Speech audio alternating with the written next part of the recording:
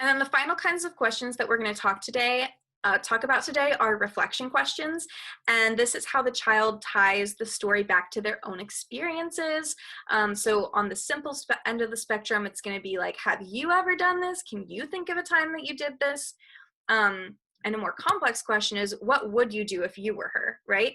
And so the reason why the first two questions are simple and the second is complex is because with the simple, they're able to draw back from their own experiences and recite a story that happened to them, and they can remember like, oh yeah, like last year I made a Valentine for my friends. Like, yeah, I've made a Valentine before. I got a Valentine from my friend. Versus a complex question, for example, say it's a story about a student who didn't get any Valentines, like nobody gave them a Valentine. That's so sad. So you could ask like, what would you do if you were her? Like if like you've never had that experience before, but first of all, you're going to have to take their perspective of, oh, this student's probably feeling this way. This is what's happened. I've felt this way before. When I felt this way, I did this.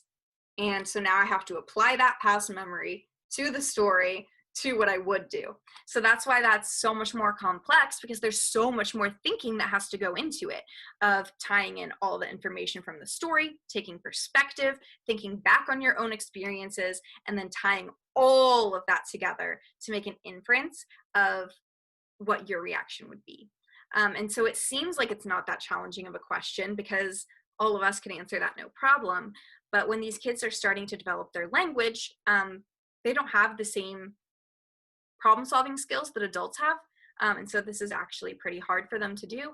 I would really only use like one of these per book, or not even include it in every single story. I think it could be something that's really impactful for something like the Martin Luther King Jr. unit. For example, if they're talking about the marches and how people weren't treated equally, you could say, okay, like what would you do if you were in the march? And the kids could say like, oh, I would be cheering and I would be holding hands with the people around me. Because then it's going to help them feel like they're in the story. It's going to help them understand it on a deeper level. And so I think it's impactful when you're using it in a unit where you might need to take the perspective of the character in order to understand the story. But I don't think it's something that you need to do every single time. Again, yeah, try not to have too many of these because it can get the kids really off track, especially for something like the babysitter unit, because kids love their babysitters, right? Like it's fun. That's a person they play with.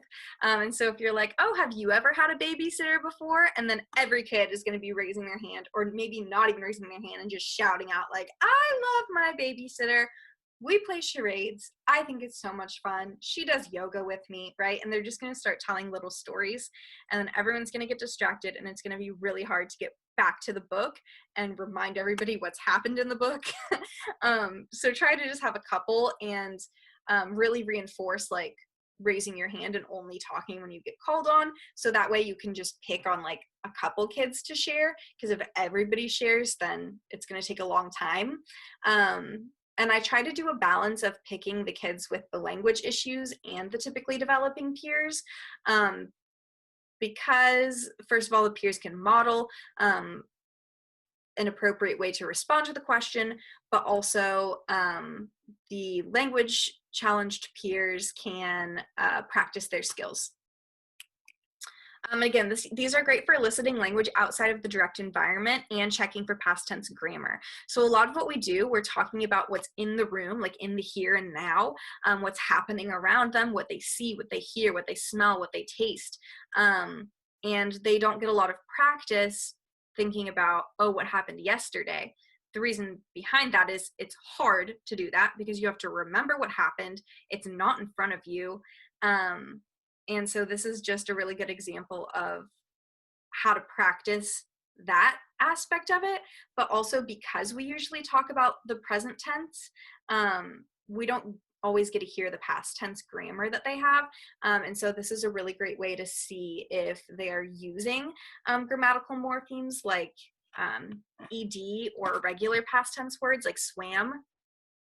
If they're using it correctly, if they're overgeneralizing the ed words, ed onto words, so like swimmed instead of swam, and then just making sure that they're using it in general, because if kids are not using grammatical morphemes, which are like suffixes, it's a huge indicator of a language disorder, and so that's a really important thing to note, so that you can make sure that they're on track with their grammatical development.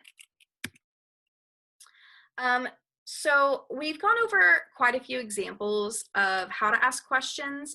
I mentioned in the other video, I believe, that it's really helpful to write sticky notes in the book. And so what I would do is just literally write a sticky note and stick it right on the page where you want to ask the question, and list out exactly what your question is. So then as you're reading, you have that visual reminder of, oh, there's a sticky here. This is a question I wanted to ask. And then you're able to remember to ask it, because when you do the walkthrough of the book yourself in the morning at like 7, it's going to be a while before you read that book likely, and it's really easy to forget, and you could even be reading and be like, oh shoot, I remember I was going to ask a question about this, but I can't remember what it was. Or maybe you just completely forget to ask it, and then like an hour later you're like, oh shoot, I was going to ask them this. And so that's just a way to ensure that like as you do the walkthrough in the morning, that you remember to go back and check your work almost, like make sure you don't forget anything, because I know I do that all the time when I start talking, even with these videos.